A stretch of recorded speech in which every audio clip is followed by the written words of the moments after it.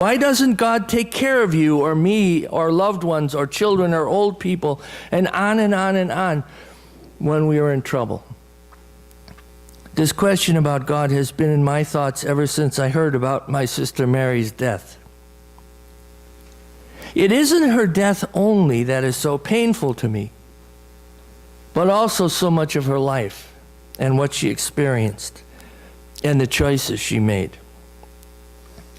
Her life was so hard, it seemed to me, and so confusing and so sad, and often made me very angry. I wanted to give you a short review. Actually, I've been doing this review in my head over and over again. Mary was a fun kid. She was a tomboy, and she was great around we grew up at the most wonderful time in history, I think. We had a wonderful neighborhood loaded with kids. We were out all the time playing. We had parks nearby, a schoolyard that was great. But when Mary got to high school, she found it a very difficult transition. She wasn't really a very good student. And since neither my mother or father had graduated from high school, they had a hard time helping her in any way that they could with their studies. Well, one day when she was 17 years old, she and my father had a knockdown, drag-out argument, you know. A lot of yelling, a lot of non-understanding, a lot of turning away from each other. And so the night ended, and the next morning my dad went to work and died at his desk.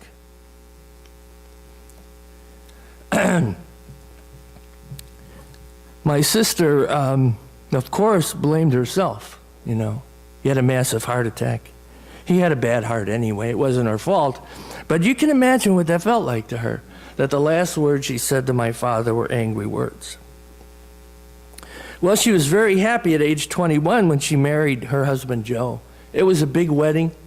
We had the wedding at a German restaurant where they served all kinds of great things like sauerbraten and spätzles. And, oh, it was good. The food was unbelievable. And the dancing was wild. And every once in a while you'd turn around and you were dancing with one of the guys in the restaurant wearing lederhosen. It was a great party. It was a wonderful time. But 2 years later, Joe was diagnosed with Hodgkin's disease. He had a miserable time, and when he was 44 years old, he died. Now, while Mary and Joe were struggling with the disease and making lots of trips to the hospital in the later stages of this disease, when he was so debilitated and handicapped, she was driving home from work late one night, and she was rammed by a drunk driver.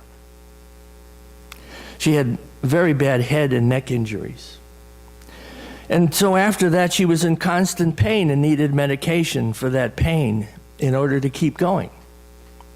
And that pain medication led her to becoming addicted to it.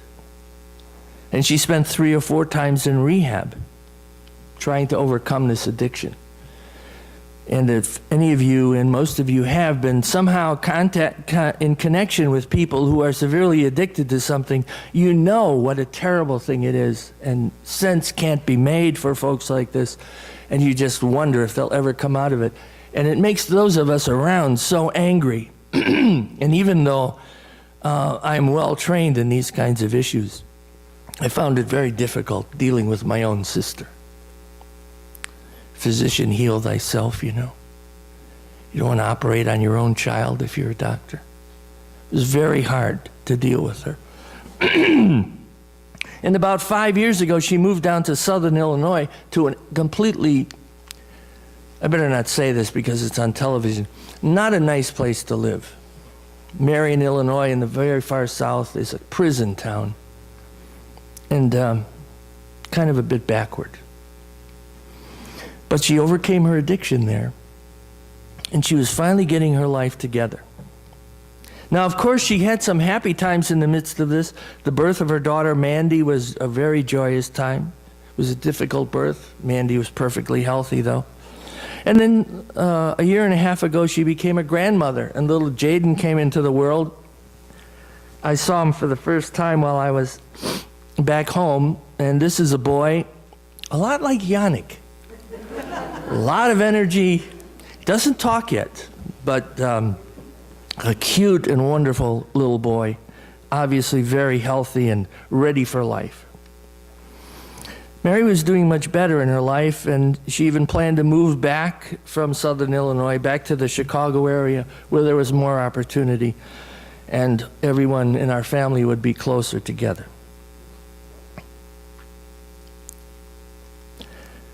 She had a hard life, a lot of pain and suffering. But the thing that I think about now is not the fact that she died at 55, which is sad in itself, but that's going to happen to all of us. If that's a surprise to any of you, I'm sorry to break it to you, but you're going to go. We all are. But what was sad about her life to me, the most sad thing, was that she lived so much of it in isolation. Some of this isolation was because of her own choices in life. Some of it was because she had no confidence in herself. Some of it was because she felt guilty because of the way she had treated some others, especially those of us in the family. Often this isolation was brought on by herself, but often it was a product of the addiction and a product of how the addiction had turned her into a person she didn't even like. The skills that are locked in groups of people around us, the skills and the confidence building that we have in our social relationships were something that she missed. And you, each one of you here in the room, probably can think of someone who was really a mentor to you, or maybe more than one mentor in the stages of your life. There was someone you could go to who would help you and help you understand and bring you through some of the transitions of life. One of the visions I had of Mary was a vision that someday I would see her in our kitchen with all the women of this church gathering around her, or at least enough to fill up a kitchen table. Now, I haven't heard all the things you women talk about when you're down in that kitchen. I was going to have the room bugged when we put the new sound system in, but I thought that really wasn't very pastoral, so I left it out.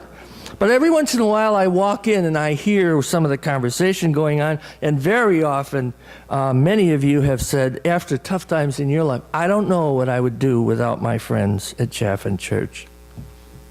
So this is a mentoring relationship as well as comforting. It's also a challenging relationship. I know there are times when you've said to each other, you better get over this. You've got to get on. You have things to do, people to take care of. That challenging part of any relationship is very important. And when we belong to a particular group of people, like a church group, and there are other groups like that, and maybe it's a circle of friends you've gathered around yourself, and if you are smart, I'm sure you do that. It also gives you courage, because you see your life in relationship to other people, and you hear their stories, and it gives us courage and confidence in ourselves that we too can live this life. It's a bonding experience. And just as it is important when we have our children to have those children bond to us, it is important that we have bonding experiences in the rest of our lives. Really, that's what baptism is. It's a bonding experience. Whether an adult or a child are being asked to bind themselves to a group of people who will mentor and challenge and comfort and help. Today's gospel is about what God wants to do to repair creation and the damage that's been done to creation.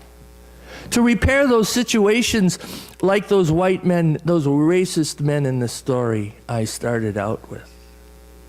To somehow effect repair of the earth so that those things don't happen anymore. Of course, that story was long before the civil rights movement and our understanding. It's a time when God is saying that we need to do the right things in life. And not all the things around us can be changed, but certainly the most important things can be healed by God and repaired.